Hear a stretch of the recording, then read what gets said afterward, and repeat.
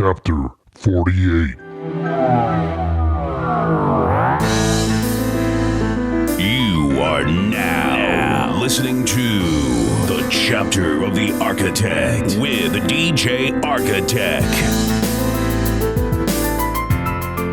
What's going on, my peoples, and the place to be? Once again, this is your homeboy, DJ Architect. I want to welcome you guys to another chapter of the Architect. Listen, we are on chapter 48 for your monkey ass. How you like that one? Listen, here in the studio with me, I have a returning guest and a first-time guest. Returning, we have Officer M. Officer M, how you doing, brother? Excellent. And we have this gentleman here, goes by the name of RC. RC, how you doing? Outstanding.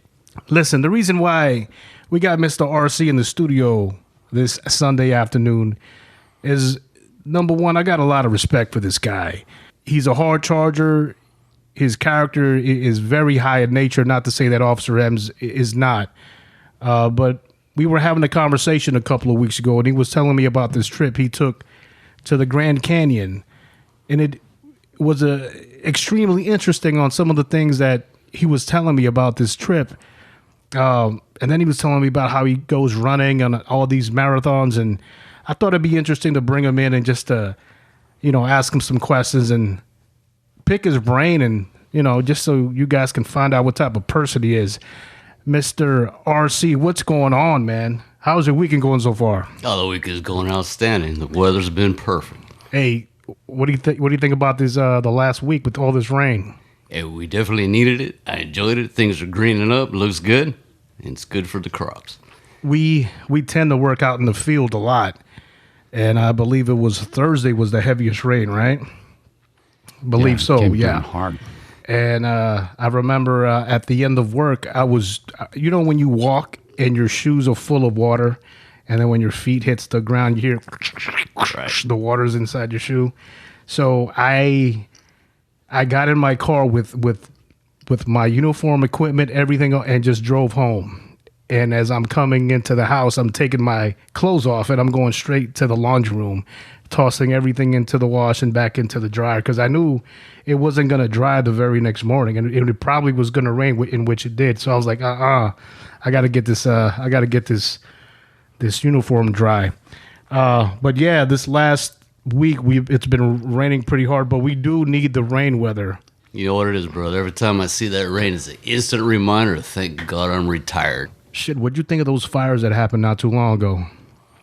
Oh, that's scary stuff, man. There's no way to respond to that one. I mean, the loss of life and the people losing their house. You look around, even look at your studio and things you got. Just imagine you lose all this in flames. And things that takes years to accumulate. It's just sad. The thing about it is the majority of the equipment, it'll be covered through insurance, but I'd be more trying to rush around and conserve things that you can't buy back, like, photographs or, wedding DVDs or, shit like that, right? I don't know if you guys do, but I keep an emergency bag, like if shit hits the fan, I've got canned beans, a flint, extra ammunition. Both of my weapons are readily accessible, to go.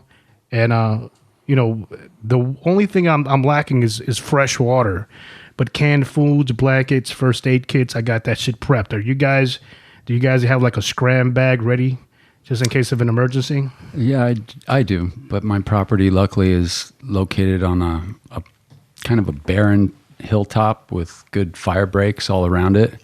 So I have defensible position. So I'd really be hesitant to leave it, because I think it'd be, that would put us more in jeopardy just being out there running around like those people in Paradise. Yeah, when man. The fire started roaring across the town, a lot of them died in their cars because they didn't have that plan. They get in the car and then it's just pitch black with smoke. Right. So they just sat in their car and cooked because they couldn't see. How are you going to drive if you can't see? And it's pitch black with smoke. So just horrible. A plan either way. You got to have something. If you're in a residential neighborhood with neighbors butted up against you 5 feet away from your house, when the firestorm hits, everybody's house is going to go. Right. So it just depends on your situation. I agree, man, to have a plan, not to just get in the car, but where are you going to go? the news on the radio is only going to keep you up to date for so long, or should I say the amount of information that's coming out, it comes out in small increments. So you could actually be headed to where the fire is actually making a turn to and not know it, and then receive that information 15, 20 minutes later, and it's too late. You're already surrounded by the flames, which is fucking scary.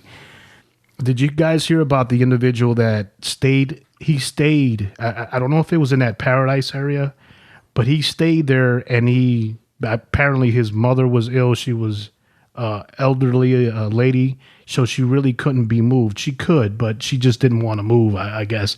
So he ended up staying there with his son, I believe, and he just, with a regular 2 garden hoses, just sprayed the surrounding area of his property, sprayed down the house.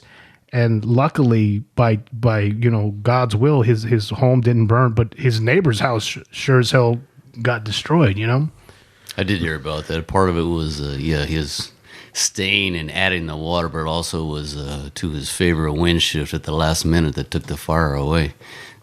That had to be a huge factor. Yeah, if anything, that was probably the most determining factor. Because, look, man, as much as you think that a garden hose is going to protect your house, that water is only going to reach so much of an area, right?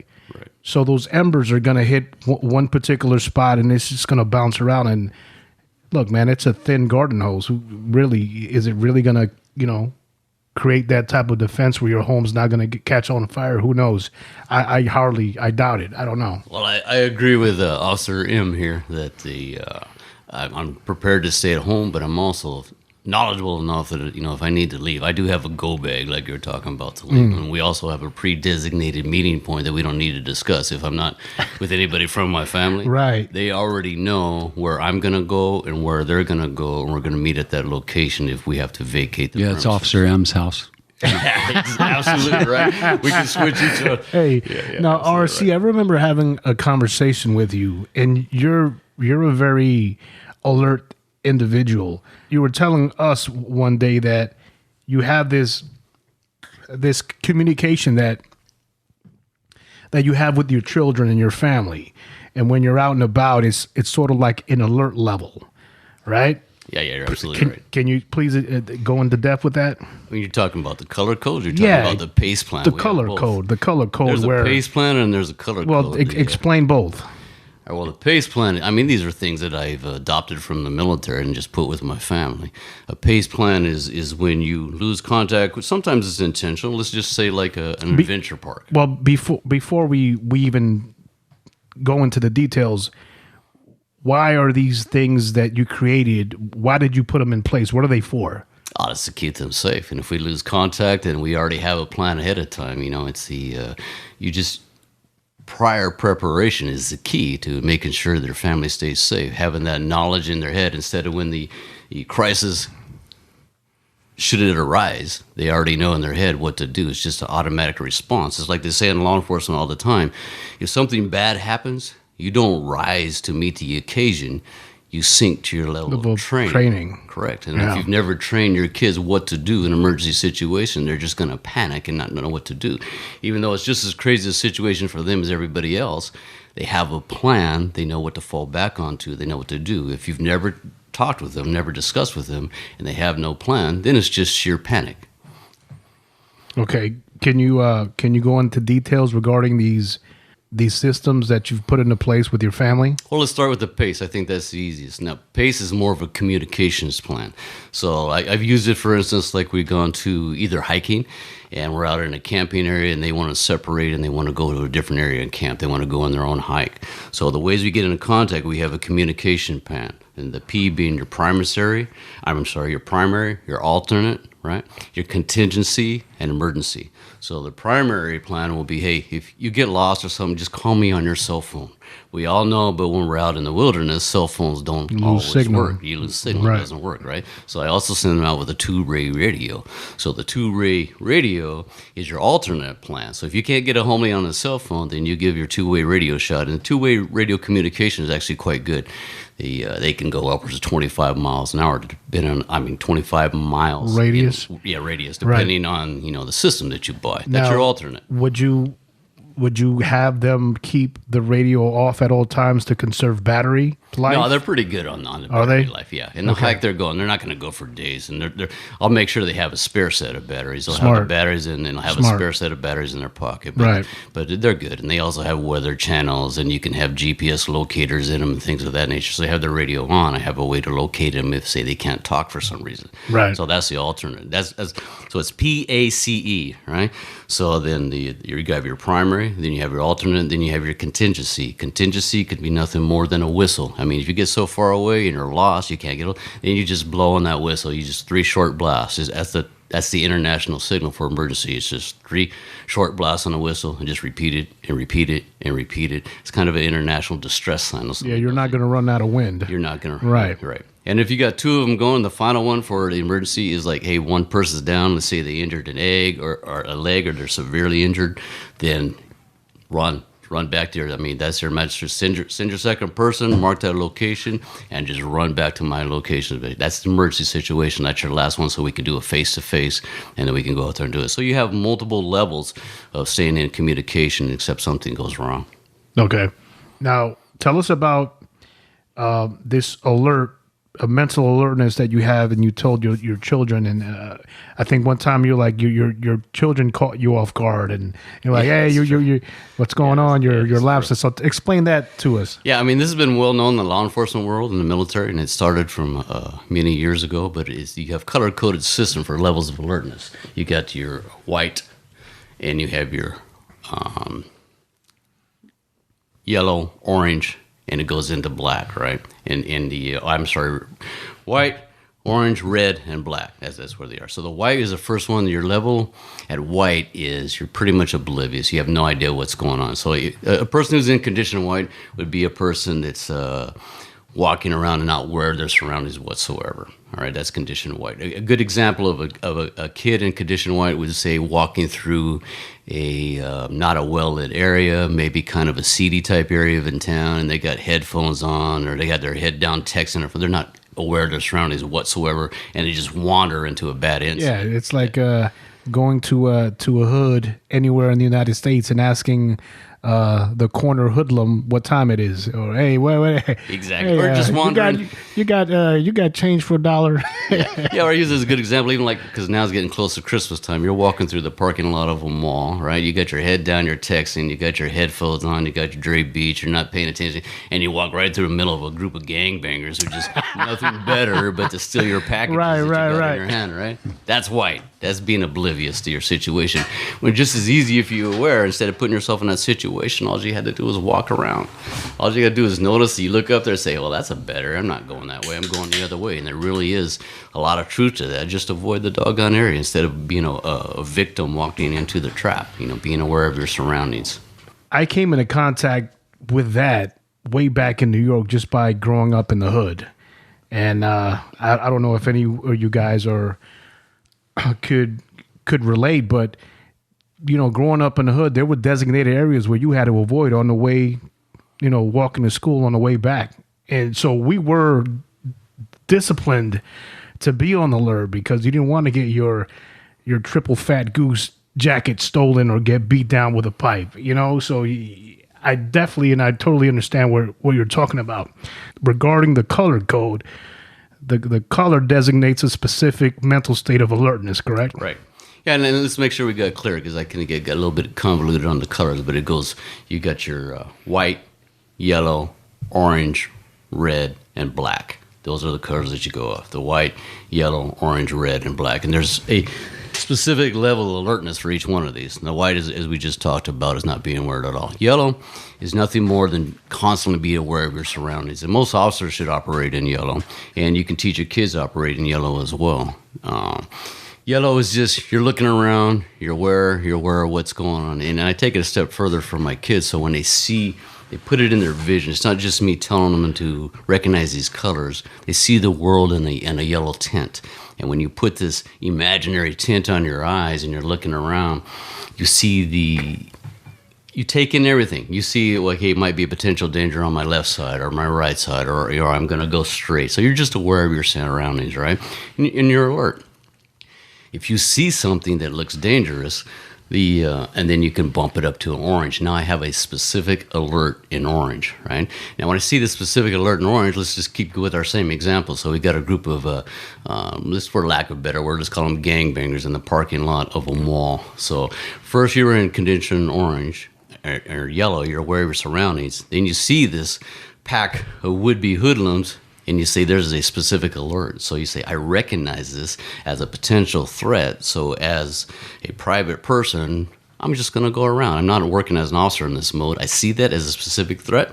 Let's avoid it. Let's go around. That's how you are in level orange when you recognize this, right?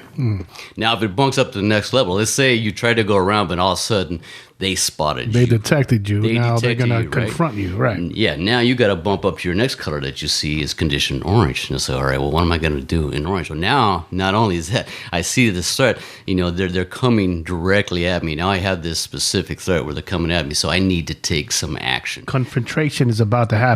Exactly. Possible. So, and if I'm talking Yeah. about a kid, again, I'm not talking about officers here. I'm talking about a kid that sees that, and you're in a mall. You start yelling. You start notifying people around here. You get your voice. You take off running. You avoid the situation. I don't care, but you alert people and you let them know. You don't just, because we always talk about flight or fight, right? But everybody always forgets there's the third one. There's fight, flight, or freeze.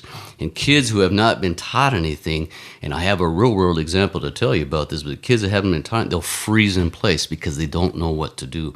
It happens to adults as well. But that's a third thing that people never talk about. So say you got a group of gangbangers now approaching you, and you're a young kid, and you start panicking because you don't know what to do. You freeze. You think it'd be an unnatural reaction that you just automatically run, but I can give you a real world example where that didn't happen.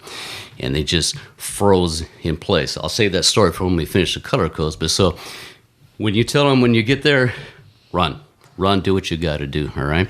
Now red is the next color. We bump it up again. So orange, you decide, I'm out of here. I'm going to do it. Again, we're talking about my kids. Red is they need to do something. Let's say they weren't able to avoid. They weren't able to avoid the incident. Then you got to fight, brother. Then you got to do things like you never thought about before. You got to think about gouging eyes out, kicking people in the privates areas, and whatever you got to do. But you are going to fight. You're just not going to become a victim. You're going to find an object. You're going to throw. You're going to holler. This is your red. For an officer, this is when lethal force is authorized. This is when your option is to go to that. For kids, you're just going to fight back. You're not going to be that person who just lies and hides down underneath the desk waiting to be shot. You're going to fight back. That's where the red is, right? We want to avoid the final one is black. The final one is like if you've had no plan whatsoever, it's easy to go from white to black. Black is total panic. You have no idea what to do. You're just standing there and you're just kind of dumbfounded. You're sitting in condition black. And I've seen this experience firsthand, this condition black, when we did SWAT team entries. He'd throw in a flashbang on people and we're telling them to get down, get down, get down. And they're just standing there stuck in place. It's not like they do not wish to comply. They are so frozen in place, they have no idea what to do. They're just standing there. They've gone straight from, it's a one-way ticket from white to black if you have no training whatsoever. Boom, instant white to black. And let me give you this story because this ties into all these condition codes where I think would have saved this girl, at least in my opinion. I'll throw the name out there because it happened in a local area. The girl's name was Amber Dubois, right? And she was killed. Right? But we know the story of how she was killed because her killer was later interviewed and he told the entire story on an interview. And so the reason I know this details is because listening to this interview with the person who killed her, right? She was a young girl walking to high school. As she's walking down the street, a car pulls up alongside the area where she's at, rolls down the window and tells her to get inside the car. All right, so we can freeze it right there. A stranger driving down the street sees a high school girl walking down the street. He slows down his car. He rolls down his window and tells her to get in the car. Somebody that she doesn't know, right? Her first reaction is, are you kidding me? His response to her, no, I'm not effing kidding. Brandished a knife. That's all he had. Held up a knife, and she panicked. She froze in place. She didn't know what to do. She hit that fight, flight, or freeze. She froze in place, and she got into the car.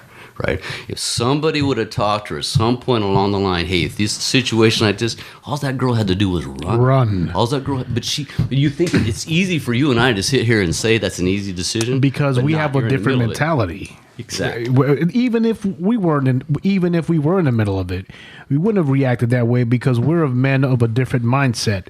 We're alphas. We want to get in the shit. We want to fight. We want to be in a situation where the wolf is trying to attack the sheep. We're the sheepdog. Ladies and gentlemen, the reason why you're listening to Mr. RC come out with this information is he does have extensive years of law enforcement. And the information that he's given out right now, to me, if this information helps out anybody, any parent, to pass this knowledge on to their kid, even the things that he does with his own children, so you can instill that or pass that information. Maybe that could save your kid. With this Amber Dubois, unfortunately, she paid the price. She was murdered because she froze. So I just wanted to give a little bit of the background of RC coming out with this information. I don't want you guys to be like, what the hell is this guy, black belt? No, he's had extensive experience in law enforcement, and the man knows what the hell he's talking about. I know it firsthand. But yes, she froze. You and I, or Officer M, we wouldn't freeze because we're cut from a different cloth. We're both, all three of us are prior military. We've been in the shit. We probably get our rocks off throwing punches, but she was not of the same mentality. Well, your point is well taken. One of my favorite motivational speakers and authors is Lieutenant Colonel Grossman, and I got to give him the credit because it's his line, and it's true. He's like, when you or I had heard about the incidents, let's say a shooting at the mall or theater shooting, what we think about amongst us and amongst our cohorts, the first thing that pops in our head is like, man, I wish I was there. I could have made a difference. I would have done this. I would have done that. That's the warrior mindset. Not everybody has that mindset. There's civilians who don't have the training. You know what their first thought is? Thank God I wasn't there. Thank God it wasn't me. Thank God I wasn't there. When people in our profession, their first thing they think about is, man, I wish I was there. Not because you want to be in the middle of the mix, but you know you could have done something to prevent this from getting any worse, from going any further. Like the ridiculousness of the movie theater shooting back in Colorado. It's one man with a weapon. If you got one guy who gets up and convinces the rest of the theater to just charge this guy straight on, everybody revolt. Now you're getting into his whole OODA loop. I know I'm throwing acronyms out, but you're getting into his system, right? And it changes his thought. A guy with a weapon shooting at people running away is easy. But if you got convinced 100 people to charge this guy, bum rush him, you've changed his entire game plan. But see, you don't instantly think of something like that. This is training. This is something that you do. This is pre-planned. So you didn't have to go to that level. If you just talk to your kids and just do the what is, have a plan. What if we're driving down? That's what I do with my kids all the time. What if we're driving? Okay, what if things go bad right now? What would you do? Bang. What would happen right here? If we walk in the store and there's an armed robbery going right now. What would you do? And with my family, I'm not advocating intervening at all. We're just getting the heck out of Dodge. We're finding an exit plan. We're getting out of Dodge. We're not. The only time you're going to use any type of deadly force, being an armed CCW, that thing is an absolute. You have last no resort. Yeah, last resort. We're getting out. Right. We're getting Absolutely. out. But the thing is, at least have that plan to get out. If you have zero plan, then you're stuck. Then you're not doing anything. I agree. Officer M, do you have you raised your children to have that particular mindset? Oh, definitely. Just with the experience of being in the military and being in law enforcement, that phrase, you don't rise to the occasion, you fall to the level of your training, is applicable to so many other things. Just your basic citizen out there, if you're going to have a flat tire, you can, every time you drive your car, you can break down. If you break down in the wrong neighborhood, do you have a plan?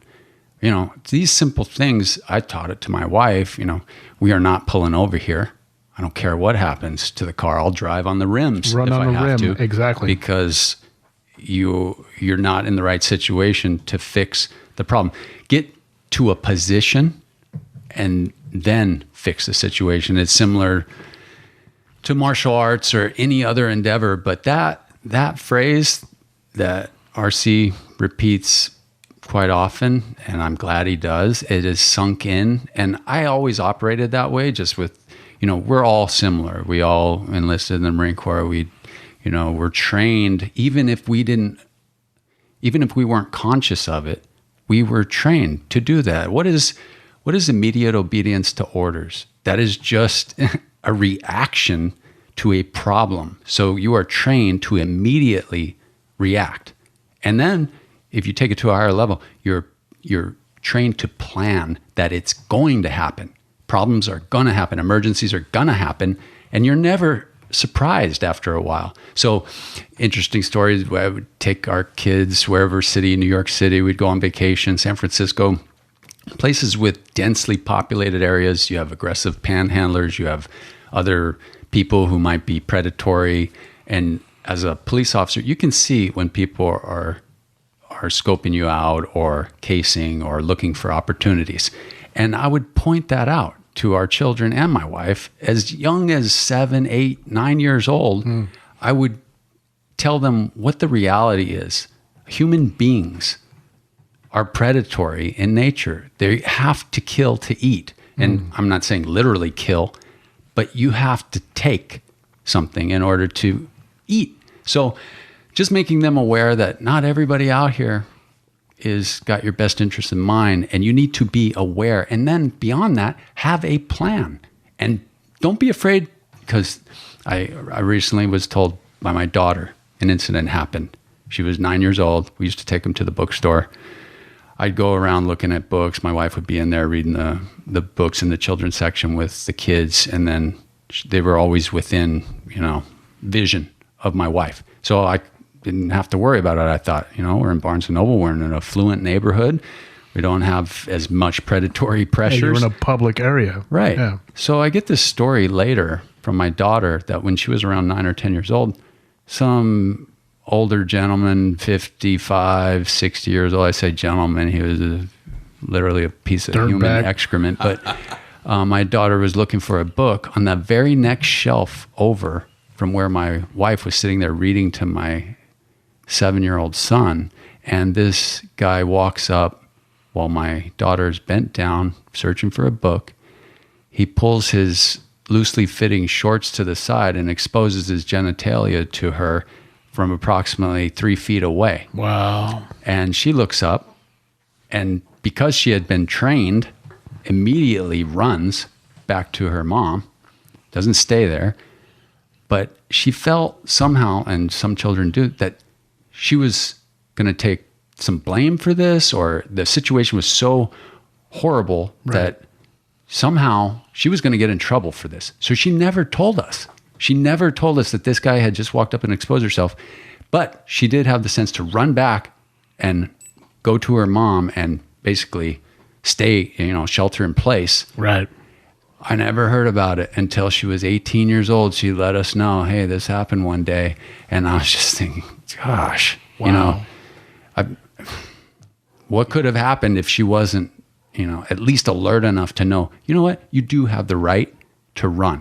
And maybe you're not going to be effective in fighting an adult when you're a little kid, but you're not wrong for taking some action. That's what the whole freeze thing is with people who are younger, especially children.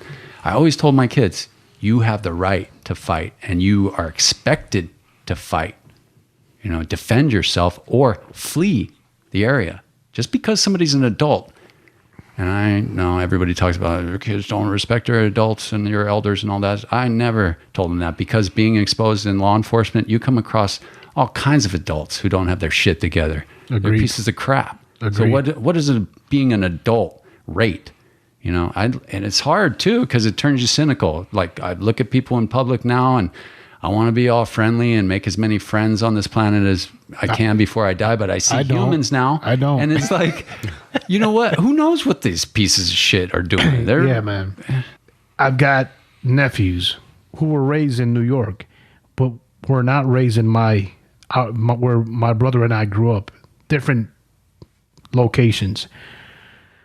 My brother had the opportunity to, him and his wife, they moved out. Our parents moved us out after many years. They moved us out of the hood. So my brother raised his kids in a very good neighborhood. So they weren't exposed what a hood is. And one day my brother takes his kids, you know, they're like teenagers now, takes the kids to where we grew up, the house. And the younger son says, what are we doing here? This is the ghetto. Get us out of here. So it's funny that they can even be aware that, hey, Right. this is the ghetto, because Right. humans do have that sense about them. They'll know. They'll have go a into those sense conditions. of danger. Yeah, Right. like, hey, And- this is not my element. And This like is not my RC environment. was saying, if you can be aware of that, use that awareness, and then use your training. So you get a little hinky feeling, pay attention to it. I agree. And then have a plan. Don't I just agree. ignore it Right. because you want to be Yeah, either exactly. virtue signaling or saying, Right. oh, I'm comfortable around all sorts of people. Yeah, I'm not no, going to do that. But because of that, my brother has a huge responsibility to teach his kids. Hey, man, look, I grew up in an element where alertness would save your fucking ass, right, on a daily basis. So just because you guys grew up in this different environment, if I don't pass on whatever knowledge I have from my experience in life, I'm not doing you any justice. I have to pass on something. Just because you haven't or you didn't grow up in that environment, man, doesn't mean that, hey, you're going to be blind to the fact. No, man, there's sharks out there in the world that will eat you, and you have to be ready to fight. Well, like RC was saying earlier with the color codes, it makes it very specific. So you're going into these levels. And he was saying earlier, when you're in red, you just fight. You just go. It sounded similar to black, but if you haven't been trained specifically to see these levels and these different colors, like if you don't train for what is red, what do I do in red, you won't be able to defend yourself or apply violence in a clear way. You will be almost in black. You'll be in a panic state, which most humans will go into. If I tell you, hey, take a nightstick and bash this guy as hard as you can, just the act of swinging a stick at another human being is enough to set a lot of people into panic mode.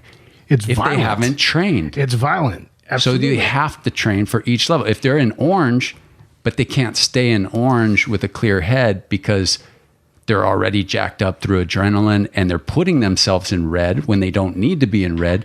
Now we're just, we're basically detailing all of these horrible cop stories where excessive force comes in because it wasn't proper training. They didn't train for the day that some guy was going to get in their face and just shout at them, and they see that as, oh, it's condition red. No, we're not there yet. See, this is where I'm on board with all you guys on this. But when we sit here and talk, we're all preaching to the choir. We know these things. We know these are the life lessons you got to pass along to your kids. I mean, you understand it. We all understand, especially in this room right here, we all understand these things. But it's a shame on me if I don't take the lessons that I learned in the military and pass it down to my kids and I just keep it to myself. Because I'm not always going to be there for them. They need to know these things. And it could be simple. It doesn't have to be extreme, but just the simple level of knowing what to be alert. A GOTWA plan is what I told them. That's another military term. But I've stolen so many things from the military concept of preparation and put it into different terms for my kids. A GOTWA was this: if she's going to go out on a date tonight, is where am I going? Others I'm taking with me. Time, how long I'm going to be gone. What I'm going to do if I don't get back at a certain time. What action I'm going to take if she doesn't get back at a certain time. But we have these scenes established ahead of time. Hey, I'm going to go out with Johnny, right? I'm going to be gone till 10 o'clock at night. And if you don't hear from me at 10 o'clock at night, like I haven't asked you, Dad, for an extension, something went wrong. You need to try to contact So what me. am I going to do? Well, I'm going to go to, she said, if something goes bad, I'm going to be at X location. So you come find me at this location because I will make my way there. But see, all this is pre-planning. These are not my ideas. These are acronyms I stole from the military and have reapplied them to civilian life and taught my kids these adapted things. them to your family. Absolutely. One thing that you were telling me about is you go on marathons. I've done some in the past. Yeah, I prefer, and I've ran some with Officer M. Officer M. Yeah, we do some trail runs together, and it's very enjoyable, man. Now we're switching gears a little bit because this is more of a is a lighter topic for me. Yeah, it's something I really enjoy. Yeah, we're gonna segue off of it. But before we do segue, is there anything else that you guys would like to add onto that before we segue? Trail running. the awareness you get when you're using your physical body and you're out running on a trail, enjoying the environment. It all comes back to awareness, being aware of your surroundings. It's all the same thing. It's practice for living life. Meditation is key.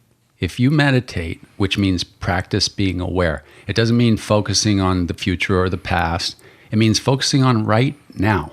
What would you do right now? What are you doing? Well, when you're trail running, you're breathing, you're going one step after another. So it's a practice, basically. There's all these things are so interrelated.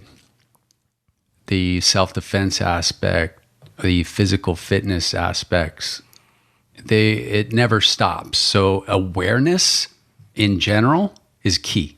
Yeah, the only thing I would say for me to segue a little bit into the run, to me, even if I run with a partner here, it's definitely a solo journey for me. It's an experience that I enjoy. Even if I got somebody next to me, I live in my own world in that.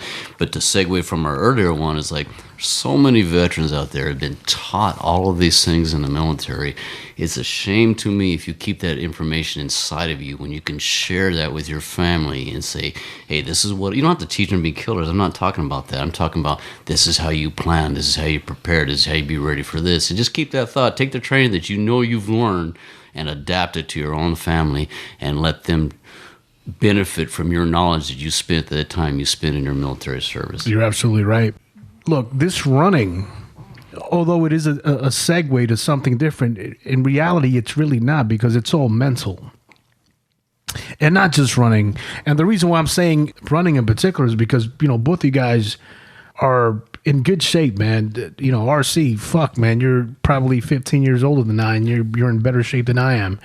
Same thing with you. You're not too much older than me, Officer M, but you guys keep yourselves in good cardiovascular shape. And running, it's really good for mental health. I tend to go swimming, and I love it, man. I'll go swimming for an hour straight, and I love it. And there's days where I go medium, there's days where I go super hard. And when I'm driving up to my driveway and I'm stepping out of my car, man, I feel exhausted, but I feel great.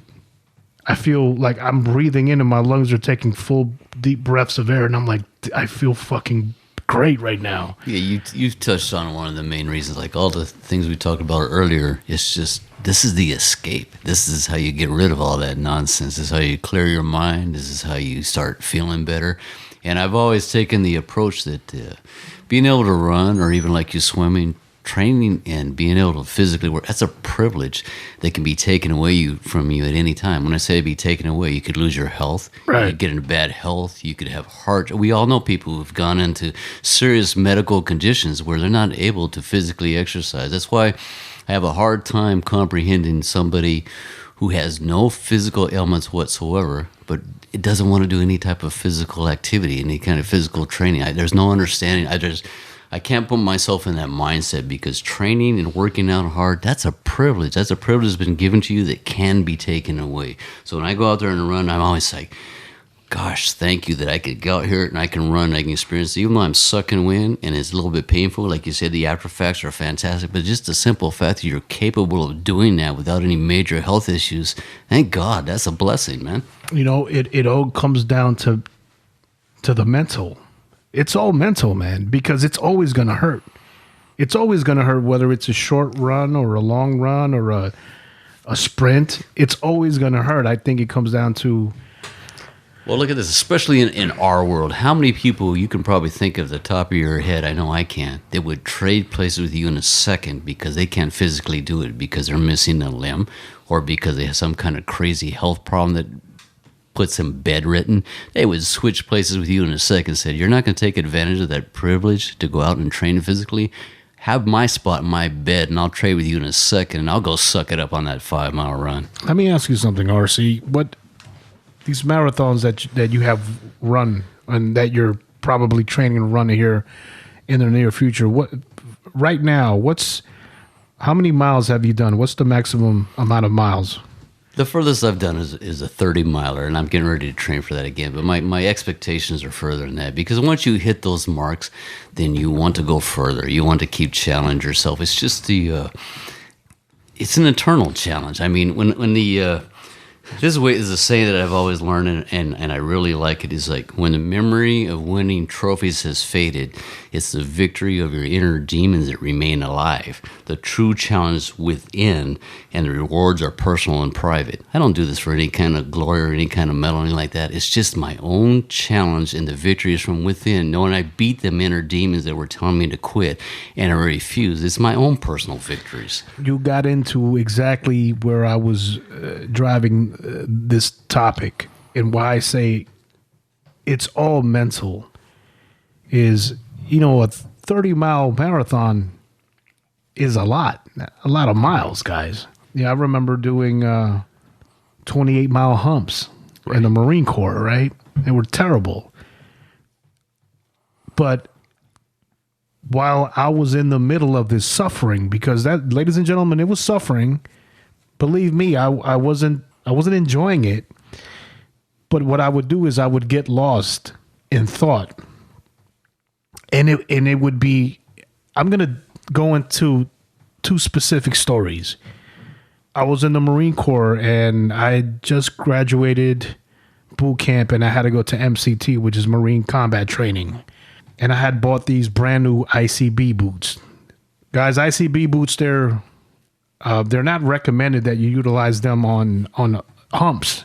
I had never utilized my ICB boots on a hump. I always used my jungle boots while I was in the Marine Corps. You have to break them in. Well, what happened was I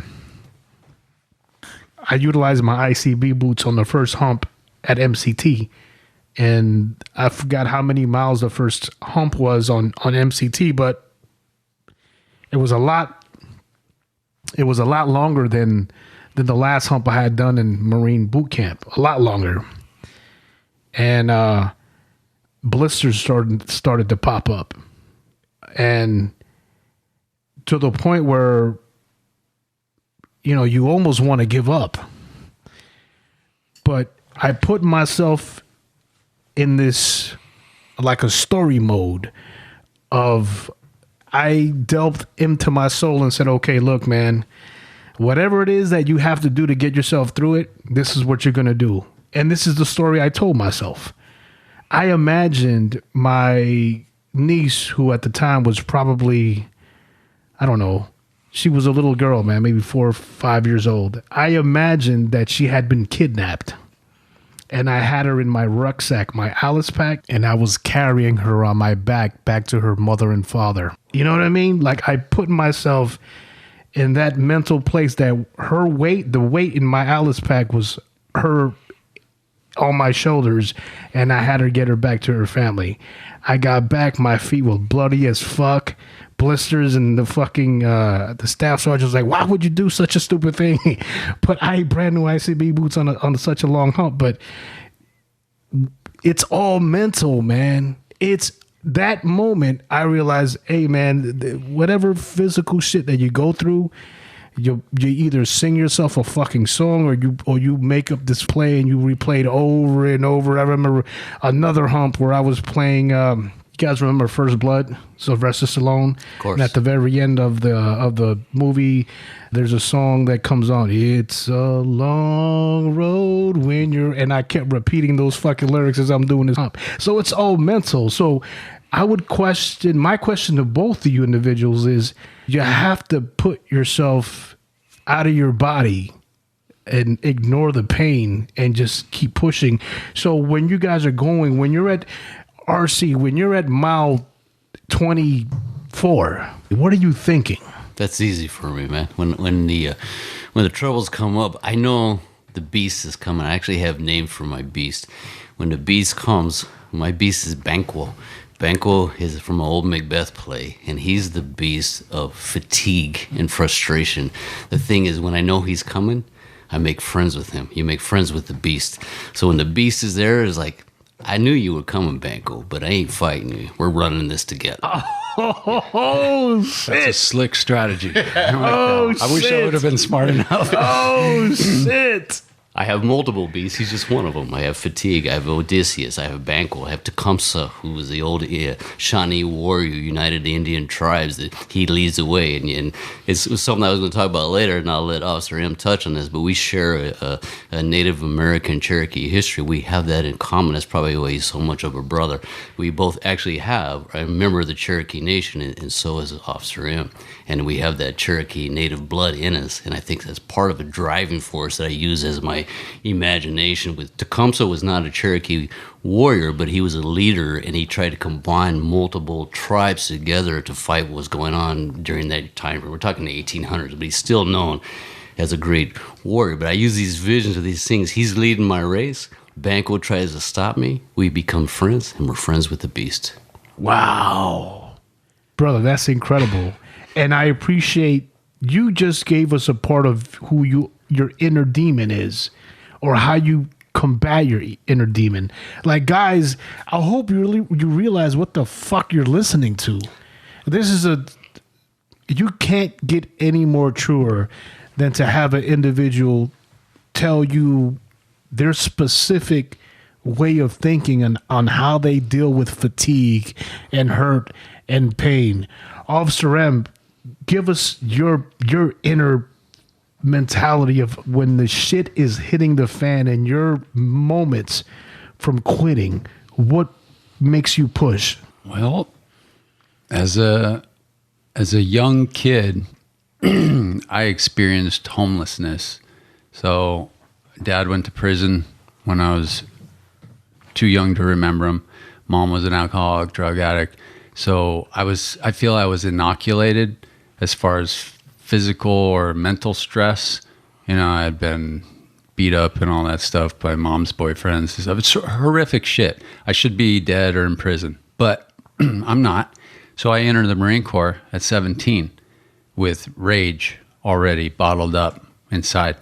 The first time I remember really feeling like pushed to a combination of physical and mental limits was on the graduation hump for SOI, for School of Infantry. So I was a 0311, and it's still something I'm most proud of today. So you do 13 or 13 and a half miles out to a live fire exercise in the morning. You do your live fire exercise with a hit and roll, run down the hill, run back up the hill, shooting, hit and roll, hit and roll.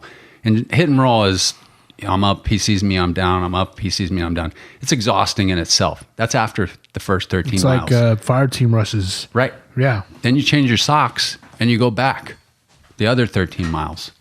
So you're wearing your pack. And the whole time I'm thinking, you know what, I am indestructible because I've lived through what my short little 17-year-old life has lived through. And I knew very few of these other people had. And they were doing it. They're right alongside me, these Marines, or, you know, soon to be Marines. They're doing it. There's no way I'm not going to do it. And I look back on that throughout my whole adulthood. I'm almost 50 now. I mean, I was 17 at the time. And I thought, I did that. I did 26 miles in a day with a pack on, and I ran a live fire exercise in the middle of it. I am a bad motherfucker. And I bring it up into my consciousness many times when I would face challenging things in adulthood. I would say, you know what? Think back. You did that and you did it easy. And then you went home and you partied with your girlfriend and did all kinds of crazy shit. You were inexhaustible. I was a maniac. So I looked at it like I wasn't as creative when I felt pain or distress, a combination or mental of it.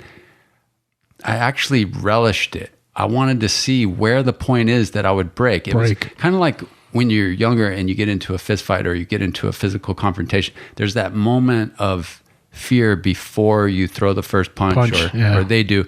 But once that first punch is thrown, I would decide to myself, you're going to have to kill me to stop me. And it was a feeling of freedom that I still have it today. If I make a decision to do something, I feel like I can't be stopped. So unless you kill me, which that ain't going to hurt anyway. So I don't have that fear of failure. And even if my body stops, That's okay too. I'll get them back tomorrow. Now I've gotten older and smarter. I'm not as self-destructive, but it's kind of like I think back, what have humans been able to endure?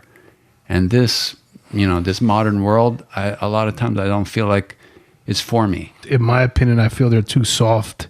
They're not tempered by sacrifice. And it's like RC was saying, gratitude. If you had no legs, how bad would you wish that you did be able to go out on a run and just move or pick up your grandkids? I've been sick before. I had stage 4 cancer. I survived it, and I never had any doubt that I would. It was kind of like that whole thing I was describing. Once you're in a fight, you decide, I'm not stopping until you kill me. That's kind of the way I felt. And once I did get my health back, it's just gratitude to the max. Every day I feel is gravy. And I'm thankful for having cancer. It really is an eye-opener. That's awesome, man, because it's like, when you're grateful, everything you have is everything you need. It's just right there. I mean, I totally enjoyed it. I don't want to cut you off on that right here, but man, I totally enjoy these conversations because you're right. It brings up things that I completely forgot about, like the whole story of Banco on this. The original idea of making friends with the bees. I was fortunate enough to be tested in Army Ranger School. I earned as a Marine. I was Ranger qualified. I went to the Army Ranger School, and they always had the Z monster. The instructors would bring it up. The Z monster. You're talking about a 90-day school. You average 2 hours sleep a night, and 1 box of C-rats, because I'm dating myself with C-rats at the time is all you got if you were lucky enough to get that. But when the Z monster came, when you're on patrol 24/7, day in, day night, you just made friends with him because he's going to attack you. He's going to try to get you to go to sleep, but you make friends with him. And their common saying for them was Fido. And to this day, I still use that, which means forget it. Drive on, Ranger. So every time I tell you when I get hardcore, when I did my hikes, when I do my runs, the thing that from 30 years ago stuck in my head is drive on, Ranger. No matter what's going, man, just drive on. We all learn things like this from the military. It's just such a good source of knowing how to keep going. And I use the same as Officer M. As my father, who's no longer with me, but we ran together when I was young. So I had an outstanding childhood. I didn't have any of the issues. It was a perfect father as far as I'm concerned. But we ran together a lot. So when I run now, and we've had this conversation together when we've been on a run, is that my father's always with me. Matter of fact, my mantra is I relax my stride with my dad at my side. That's beautiful. He runs with me, and we just cruise and we run together. When things get tough, he's running next to me, and I just relax, and I relax my stride, and he's there running with me. Wow. Yeah, he's mentioned that about the 4.5 mile last time we were out running. That was right about the time I started to get my runner's high. And I was like, yeah. So it took about 4 miles till I got high. And you can get high off of running. Yeah, you can feel. Yeah. It's like your second wind. You can feel good. Yeah. And it's at this age, where I look at most almost 50-year-olds, and I think, yeah, I'm still alive. And not only alive, I could best people who are half my age. You're absolutely like you were saying earlier, the softies, this society, they don't know where the food comes from. They don't know how to grow it. They don't have the gratitude. They expect it to be handed to them. And it's sad because it causes a feeling of insecurity amongst the people. I don't have that insecurity. I thank the Marine Corps for that. Like I was saying, once you've done certain things physically, and there's a lot of people I know who look back on their Marine Corps experience and go, you know what? I went through whatever, XYZ, while you're in the military. If I can do that, this is nothing. I got this. And that, I'm really grateful for. There are 2 things right now I'm trying to hold on to as I'm listening to both you gentlemen, but they're fleeting me, man, as I'm listening to your stories. Okay, one I want to capture is I was in 3rd Marine Division. To me, which is the Okinawa, Japan, the real Marine Corps. This is in 1999, man. This is when the internet was really starting to come out, and we see this video.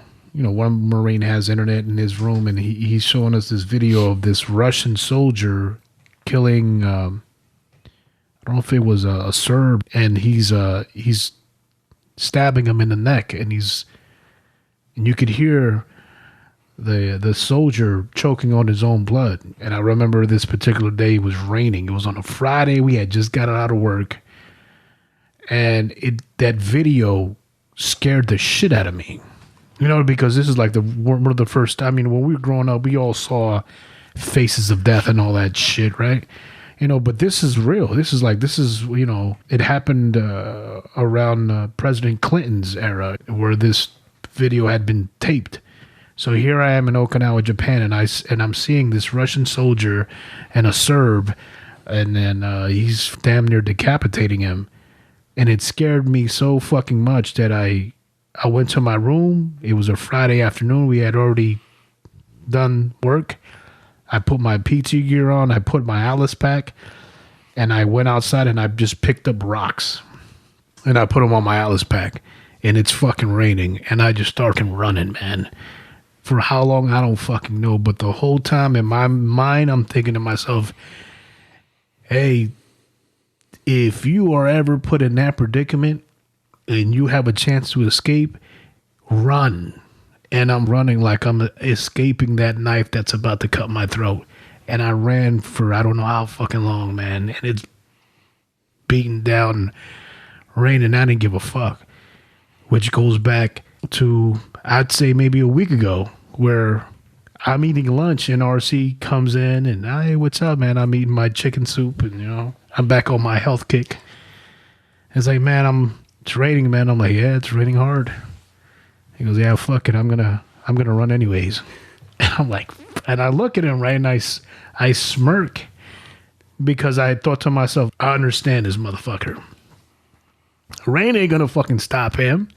You know what I mean? And it brought me back to that particular moment where I saw that video and I was like, hey man, rain is not going to conquer whatever fear that I have right now. What's going to conquer it is me going out there and kicking my own ass, man. You know, and when you said that, I smirked and I took another slurp of my soup and I was like, yeah, nothing's going to stop this motherfucker. Another thing when it comes to mentality is, and I was talking to my buddy, Joe, we did the podcast with him and I, we both served in Iraq. And I was telling him about the fear. As a human being, you become accustomed to your environment and the violence. And I was telling him how more so we were both in agreement where I got scared to come back to CONUS. I got scared to come back to the continental United States. And I don't know, I didn't want to leave combat. I don't know if that resonates with any one of you, but I didn't know why. And if for any other individual who's a civilian would say, well, what the fuck do you mean you were afraid to leave a dangerous spot? But you get your mentality, you get used to your surroundings and it becomes the normal. Like the adrenaline rush becomes normal. Then you start to miss it. And then you become almost depressed because you've lived your life at such a high moment of, man, one step to the left and you're dead, right? And then anything after that is fucking boring. So you've really lived the most exciting moments of your life in a near-death experience. And when it's done, everything else is fucking dull. And I became extremely depressed.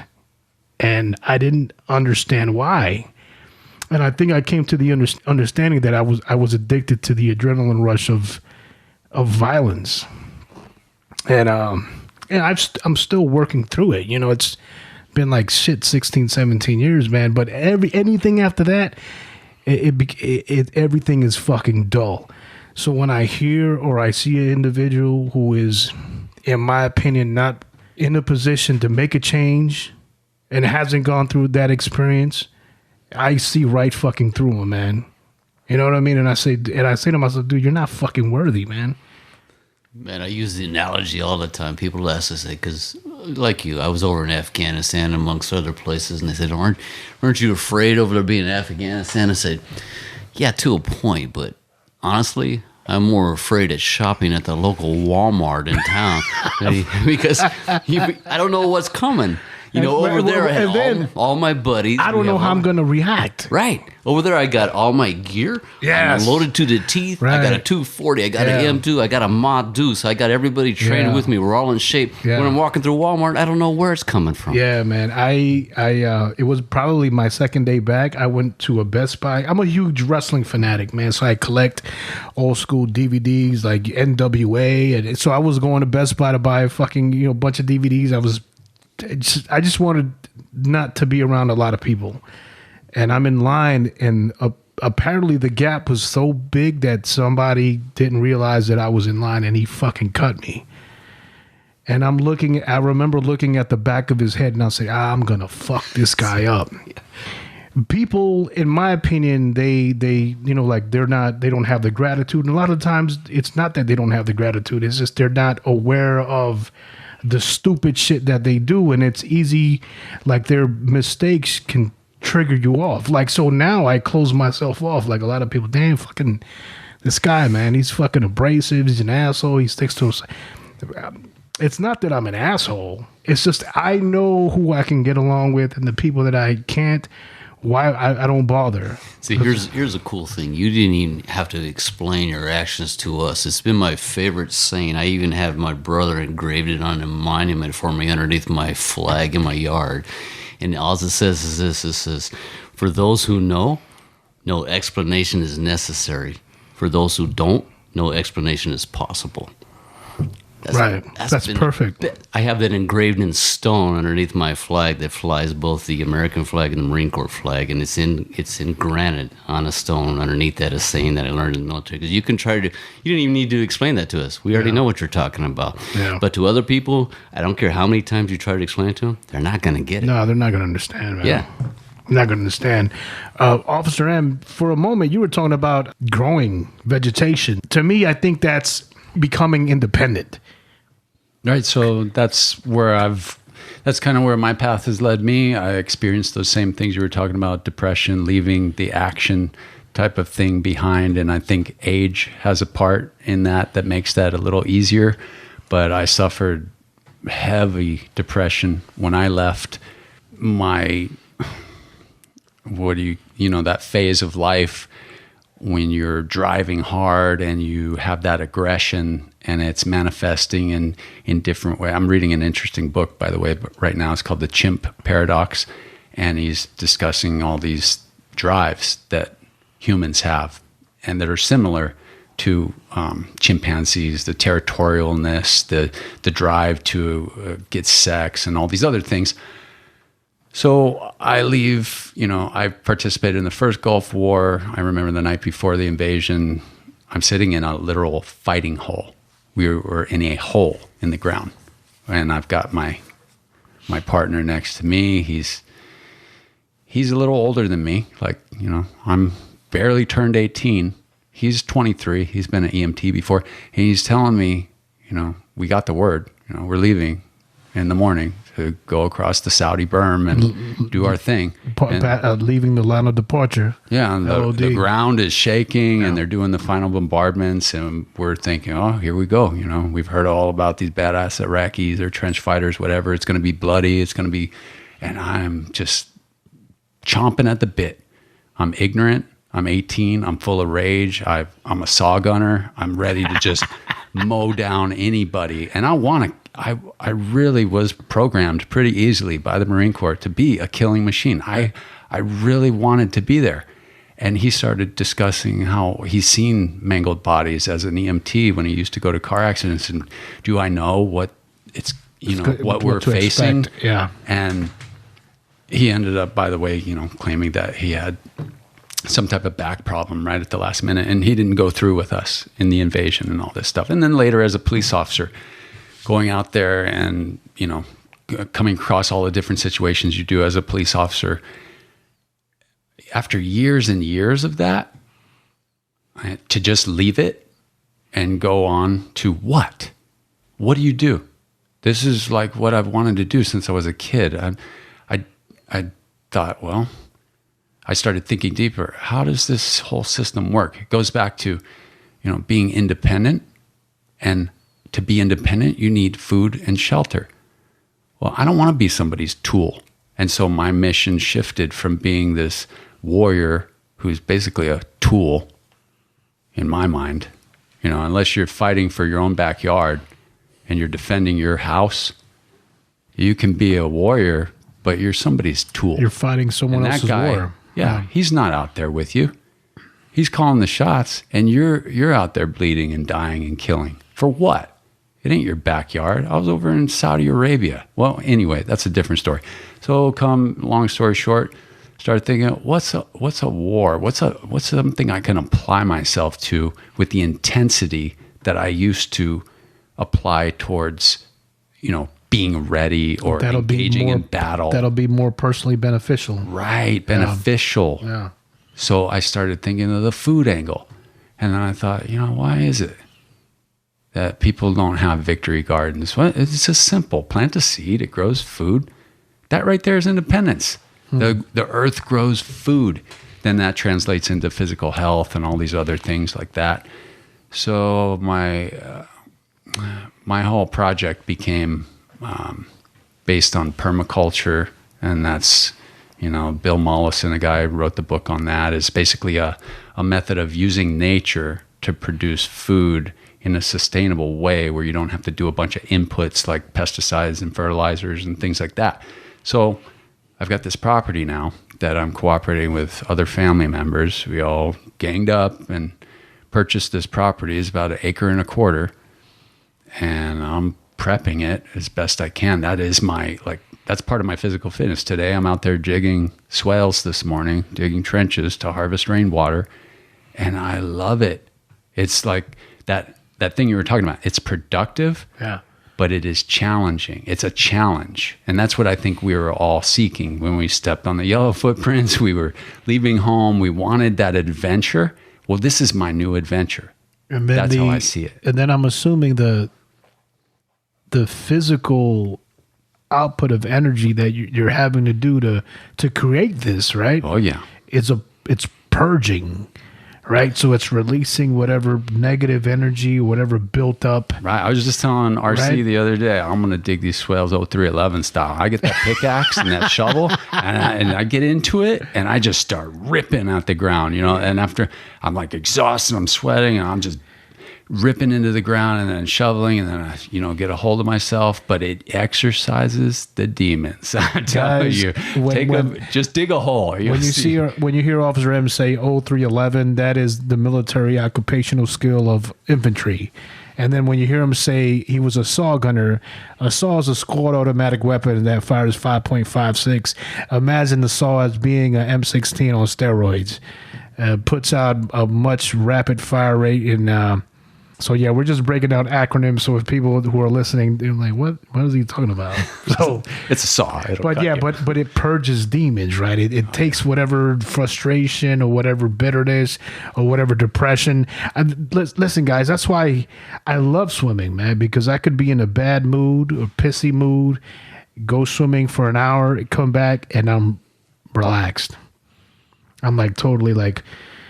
And physically, I feel great, man. I'm like, I know I'm exhausted, and I know what I just did whooped my ass, but I feel great. So translating those drives that you had when you were a young man and you were in a combat zone, or you were patrolling some mean streets or whatever, and you're getting dispatched into unknown situations where who knows what's going to happen. That was exciting. It's what we were there for. We were relishing it in those moments.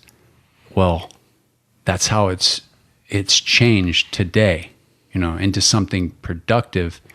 You get that physical outlet for that drive that you had, and there goes the depression. You don't have to be depressed. Channel the energy into something else that's productive instead of these other drives, which, as a young man, you're trying to establish some dominance, whether it's territorial or get sexual partners or things that are very base level, that you are driven by your biology at a level. Now we're older, and now we can know, what, I don't have to be driven so hard by my biology. Right. Smarter. You know what's really interesting is this is we're Officer M and I are on the same path with the agriculture, but we're not the first ones to come up with this. This goes way back into history, down in the 1700s. There've been movies made about it, where people who are warriors, when they're done with that lifestyle, they turn to farming. It's been an ongoing. Look at the movie The Patriot. That's what it's all about. When he's away from war, he becomes a farmer. It's such a big deal and even the VA currently today recognizes this. They have programs out there to take veterans, because farming is a dying profession, right? The average, the age, we're talking 60 years old plus, or the people who are into farming. They recognize that, and they also recognize the military members in their drive. So there is a huge recruitment to turn veterans into farmers. There's a big push by the VA to push programs out there to turn a veteran into a farmer. These are the people we need because they have the drive similar to us. It would make sense because they have the, like you said, they have the drive, they have the fortitude to put up with the hardships of physical labor, but most importantly, it's a purge. Right. So more than anything, that's what the veteran is looking for. He's looking for an escape of negative energy release.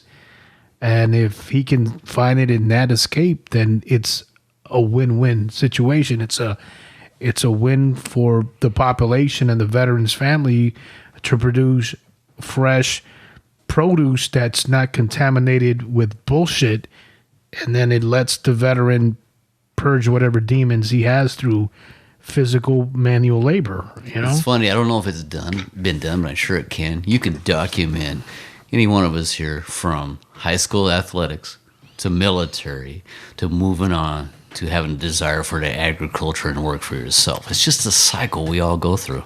And then we all find ourselves longing for that type of challenge and something we want to do. It's just the way the cycle of life that goes. I mean, obviously, you have to have the land for it. I'm assuming, RC, that you have substantial land where you're able to do this as well. It's not huge. We almost have identical properties. I have roughly 2 acres. Wow, that's all you need. Wow, that's all you need. So what are you guys planting as far as like foods and vegetation? What do you guys produce?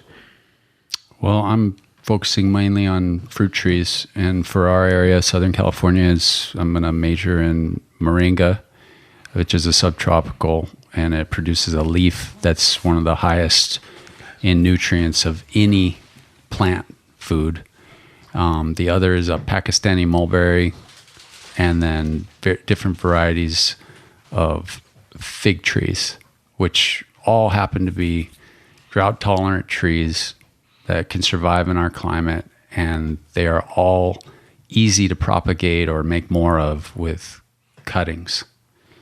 So that's basically my focus. I want to grow fruit trees, and like you were saying earlier, you don't need a lot of land. They're microgreens. I was just listening to a different podcast last night. The lady was talking about broccoli sprouts are the highest in sulforaphane, which is a nutrient that's been shown to be highly antioxidant, basically can keep you from getting cancer. And these are just the broccoli sprouts, which people are growing on their kitchen counter.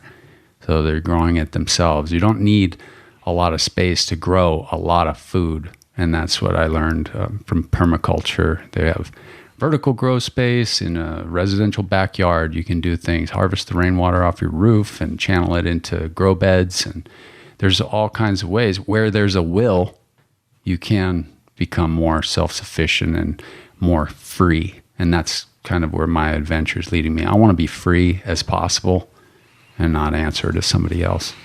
Yeah, I think you even mentioned it before. I mean, you've talked about it. You don't want to be somebody's tool. And you're right, man. It's like you can either be a pawn in somebody else's dream or you can make your own deal, man. I'd rather make my own deal. I want to make my own way, count on myself, make my own living. I'm done with it. And then I'm to the point where I know amongst us, we all have this military background, law enforcement background. I don't get to the point where somebody wanted to talk tactics. I'm ignorant. I have no idea what you want to talk about, but you want to talk about this nice juicy tomato right? Or this kale that I have in here. That's what I want to talk about. I'm done with it. It's time to lay down that sword and shield, man. I'm ready to move on with this stuff. I'm done with that. Hey, but it's got to be something beautiful, man, to create your own produce and watch your family eat and the it. big movement, right?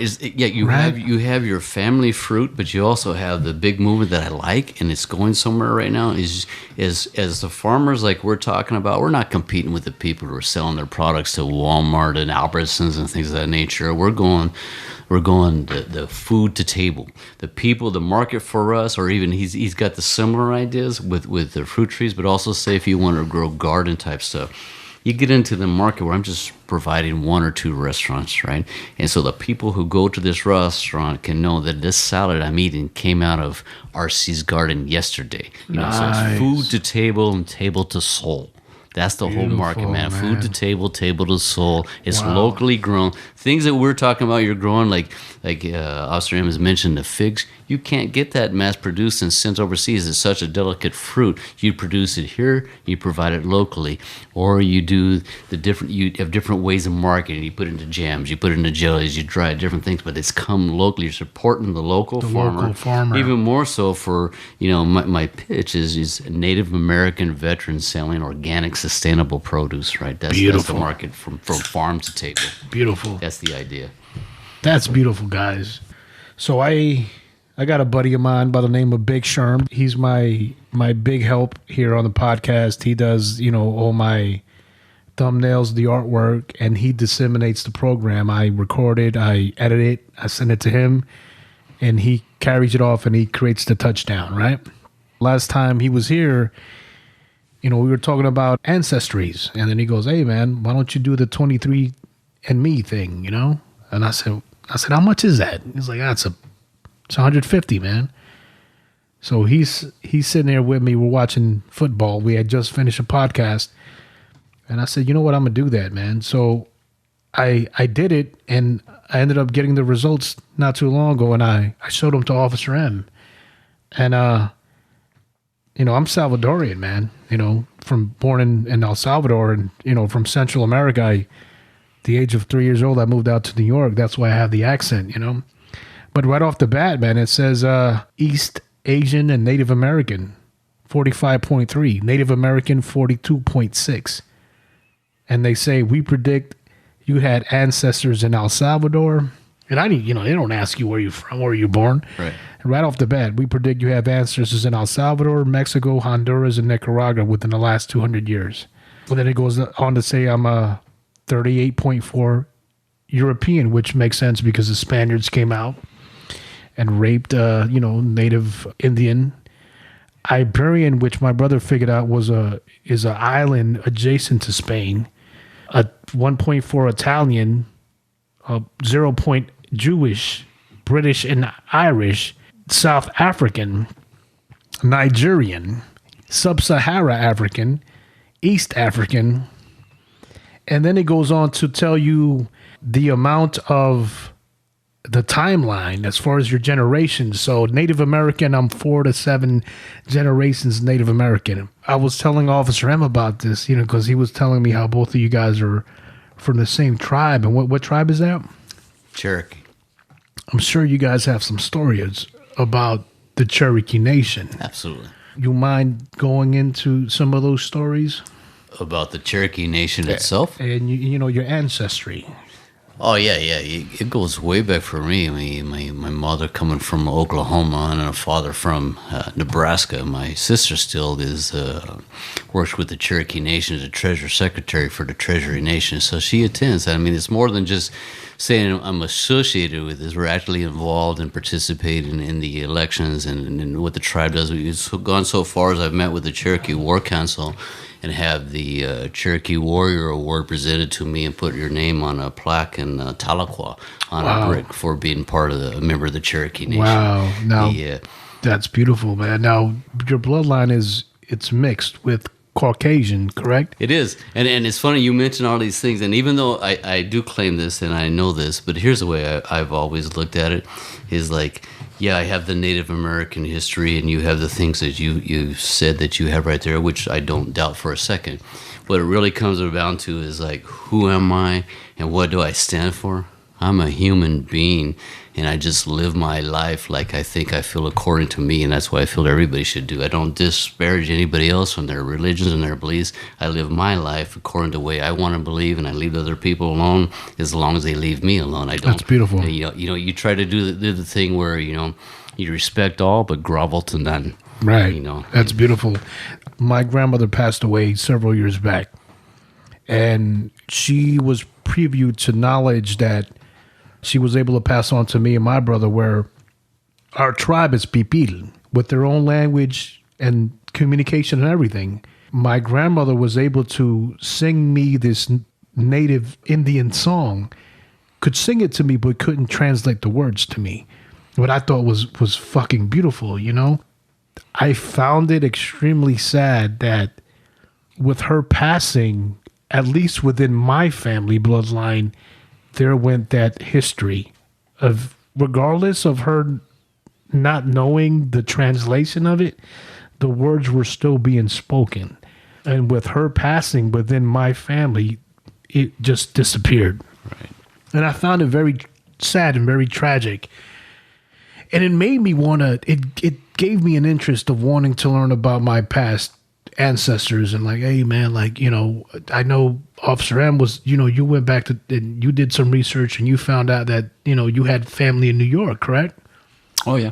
I was lucky, just pointed towards a website that some other lady, I guess who would be a distant relative, had started compiling all this information, and then turned out it covered some of my family, and was able to see pictures online of my great-great-grandfather's face, which was, I guess, just kind of lucky. I mean, it's kind of neat to, and I am a fan of history, to be able to look back and see, the face of, not many people have seen their great-great-grandfather's face, and to actually see his handwriting on some documents, and to see the house, which is, it's not there anymore. It's a big building that's been transformed in the Lower East Side of Manhattan, but to see the general area where they would have walked, they would have lived their life. And I think people either have an interest in his story or they just kind of don't care. They don't really, it doesn't really flip their lid. But for me, everything, as even a kid, I was just always engrossed in history. It was my favorite subject, and growing up, along with P.E., but I could just look at these things and feel like, wow, that's what he was looking at. That's what they were going through. Knowing who you're, not necessarily, okay, I can't say knowing who your ancestors were, did it give you a feeling of understanding yourself a little bit more, or where you were going, or necessarily, of course, where you came from?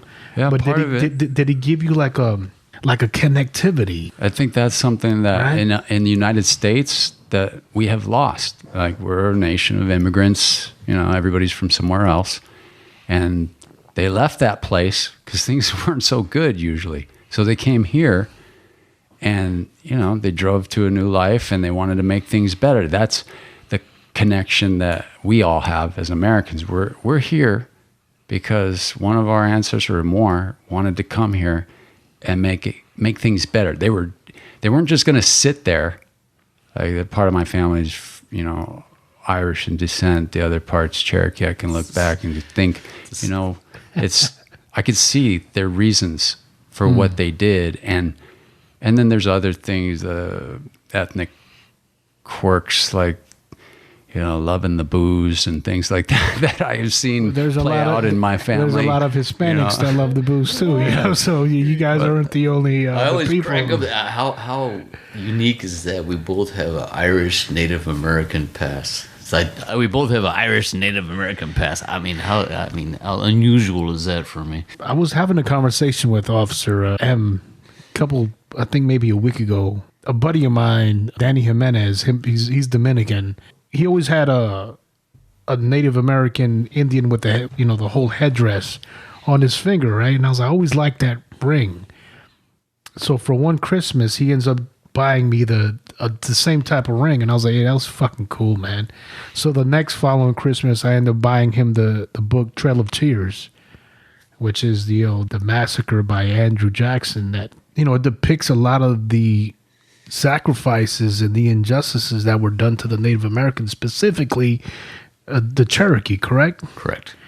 Were you obviously you guys were aware of that whole I'm totally story, aware. We've right? got history that traces back to relatives who are on that trail. Yeah, absolutely. I'm very aware of that story. Anybody affiliated with the Cherokee Nation is quite familiar with that story.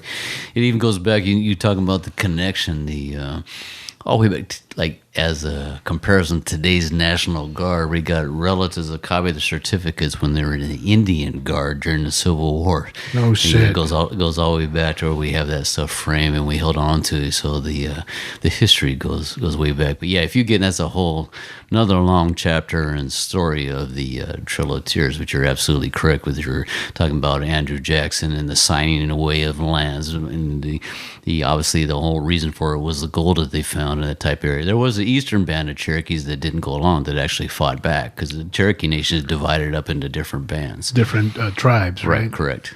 Yep. And Wow. actually, people don't even aware. There's local chapters here. There's a San Diego chapter of Cherokees. There's Bakersfield. There's many chapters. Cherokee Nation is now huge, and the language still survives. Sequoia, that was one of the things. There was 5 civilized tribes: Cherokee, Choctaw, Chickasha, Seminole. And they tried to agree to what was said. They basically, if you become civilized, and they did, they tried to adopt the Christian religion. They Right. created their own language, which is what Sequoia was. The government, right? Correct. They did everything to adapt and still lost everything. Oh, Yeah, that's why I was laughing the other day. I heard, I think it was a quote from, it might have been Eugene Debs. I can't be completely sure, but he was a labor leader during the early 1900s. He said, "The only American holiday I celebrate is the victory of Sitting Bull over the U.S. cavalry at Little Bighorn. That's the only American holiday I would ever celebrate." And I think about the Cherokees and what happened to them. They tried to go along to get along. They did all the things. They dressed the way they were told and did all the things correctly. And they still got told, still got start screwed. walking. Yeah. And They they still walked got from screwed. Tennessee, what is now Tennessee, all the way to Oklahoma. They walked in the winter. So imagine being a mom with your And kids. I think people have this wrong image. They have the image of Indians being thrown out of their teepees and kicked out the lands. Was absolutely incorrect. You're talking about plantation owners. They have mansions that they basically, you figure you're sitting in your home now, like in a house we're sitting now, and they come here and say, "You got 10 minutes to get your stuff and get out because we want what you have and take a hike." That's essentially, in modern terms, that's what went down. Yeah. And like I said, we're not talking about teepees living off the land. We're talking about mansions. Mansions. And people who've changed and dressed like the people at the time wanted them to dress and created their own alphabet and their own language. That's what Sequoia. They had riches. They had savings. It was, yeah.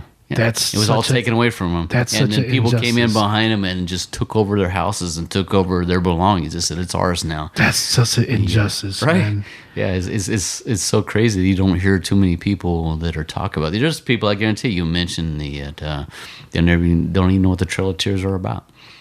Oh, they have no idea. History is one of the things that's always spiked up my curiosity.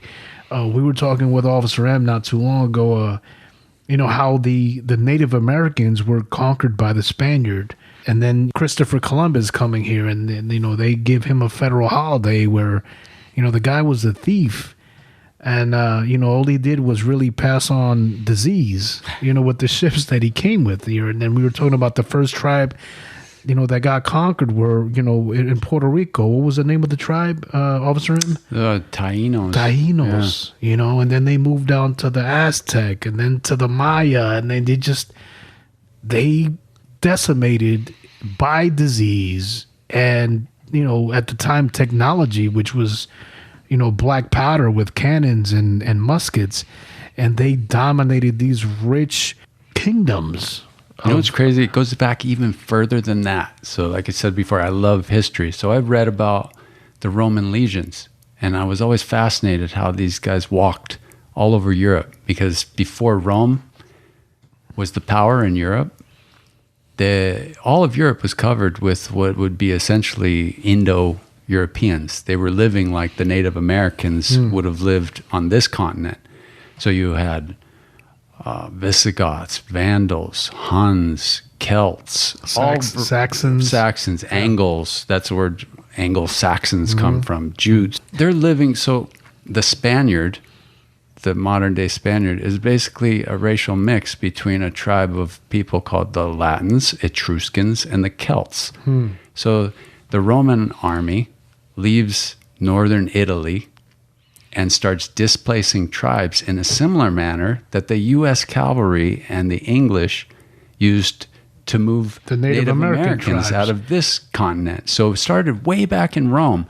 These legions would walk, encounter some barbarians, draw the warriors out into a fight in an open field. Meanwhile, send their cavalry behind the lines, decimate the women and children and the established living area of these barbarians.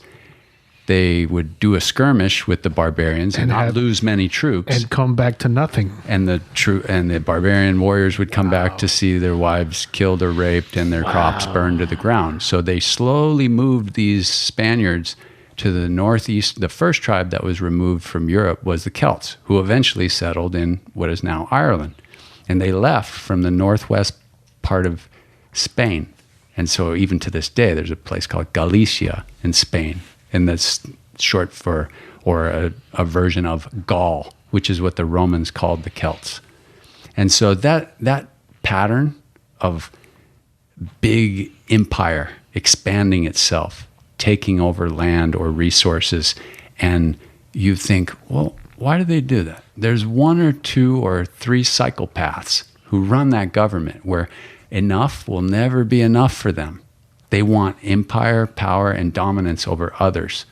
And so they push their army. And yeah, the average Roman soldier was, well equipped, a short gladius, a long shield, and he could walk 20 miles a day with his kit.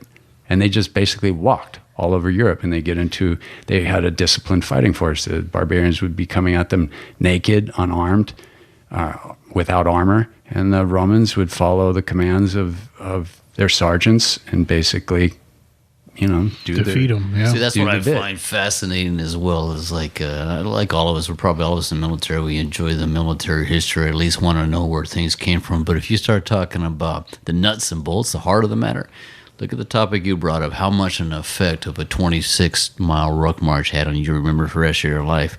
These guys did it every day. Every day they're going 25 miles or further with no shoes, poor equipment, living with dysentery because they don't know the things that we know now about personal hygiene and things of this nature. It's incredible spirit these guys must have had. Their fight was stabbing a sharpened tool into the body of another human and hacking him until he's dead. So those guys were warriors. I mean, when you talk about pulling a trigger to be able to do that, flying a drone, exactly, to be able to do that, that's up close and personal, man. No food, you're smelling. Sleep. You're probably smelling their sweat and their breath and their blood. Yeah. It's that up close and personal. So that's what being a student of history helps you with. Like, I think is to deal with the fact of recognize what a real warrior is, and not to say that you have to pay homage to it, but recognize that these guys were really hardened warriors and know your place, man. A lot of us couldn't do what those guys did. You got a good point. Cycle back to our running that we were talking about. I tell myself, relax on the path. You connect to your past. You talk about, man, I got hydration bottles. I got extra tailwind nutrition. I got nice set of running shoes. These guys are running barefooted with nothing and starving and running a lot further than I'm running. You're right. That's amazing. You're right. So really what it tells you is they were, not to say that you are not, or I am not, but mentally they were much more equipped to deal with the hardships. The mind changes because the human being allows the mind to change. I think the mind is able to adapt to anything in the world, to any environment. It's just we've become so comfortable with technologies that now we look at that as old and unnecessary, when in reality, when it comes down to a fight, that's probably going to be your best friend, man, is to become medieval on that ass. You know what I'm saying? That's right. The truth, man. But gentlemen, is there anything else that you guys would like to close with before we end the podcast? No, I think we pretty much covered the essentials of what we're about. I mean, anything you have, RC, on your end? No, I think we're good. I mean, the old law enforcement thing that always sticks with me is that the saying of no matter where you go, there you are. Therefore, you act like that's the place to be. Yes, sir.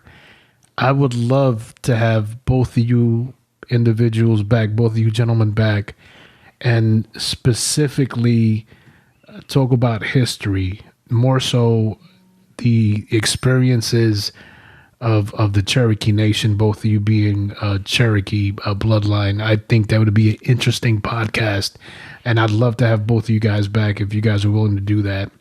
Definitely. But I want to give a huge thanks to RC and Officer M for spending time with me and giving such beautiful information. A lot of the information that these guys gave today, I hope you recognize that it comes from the heart and the soul. They didn't need to go in and give us such private information. I hope you guys do recognize that. And once again, gentlemen, both of you guys, thank you so much. Once again, listen, Christmas is right around the corner. So is New Year's. I want to wish and bless you guys a happy New Year's and Merry Christmas. I'm going to take a break because I got to take the wife. We're going to go out on a little vacation. So the chapter of the Architect is not going to be out. I'm going to take a little break. Maybe sometime after the New Year's, we'll be back up and running. But once again, I want to thank you guys for listening. Thank you for the support. Everyone who comments and listens to the podcast, thank you so much. I love you guys so much. With my homeboy RC and of course Officer N. DJ Architect out. DJ Architect.